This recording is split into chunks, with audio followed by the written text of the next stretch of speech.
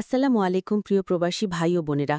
আপনারা যারা সৌদি আরবে কষ্ট করে জীবনযাপন করছেন, আজকের খবরটি আপনাদের হৃদয়কে নাড়িয়ে দেবে।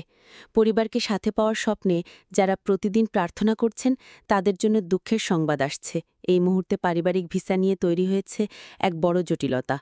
সম্প্রতি সৌদি আরবের তাশি সেন্টেন্স থেকে বহু প্রবাসীর পারিবারিক ভিসা হঠাৎ করেই বাতিল করা হচ্ছে কিংবা ফেরত দেওয়া হচ্ছে। গৃহকর্মী, ড্রাইভার কিংবা পারিবারিক সহযোগী ভিসার সঙ্গে তুলনা করলে এখন আর সহজে ভিসা মঞ্জুর হচ্ছে না। অনেকে ফিঙ্গারপ্রিন্ট সম্পন্ন করেও ভিসা হাতে পাচ্ছেন না।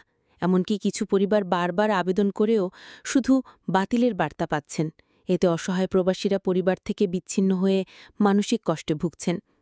যারা দিনরাত পরিশ্রম করছেন, মাথার ঘাম ঝরিয়ে পরিবারকে একটি সুন্দর ভবিষ্যৎ দিতে চাইছেন, তাদের জন্য এই খবর যেন আঘাতের মতো। কত স্বপ্ন, কত পরিকল্পনা, সবকিছুই অনিশ্চয়তার মুখে।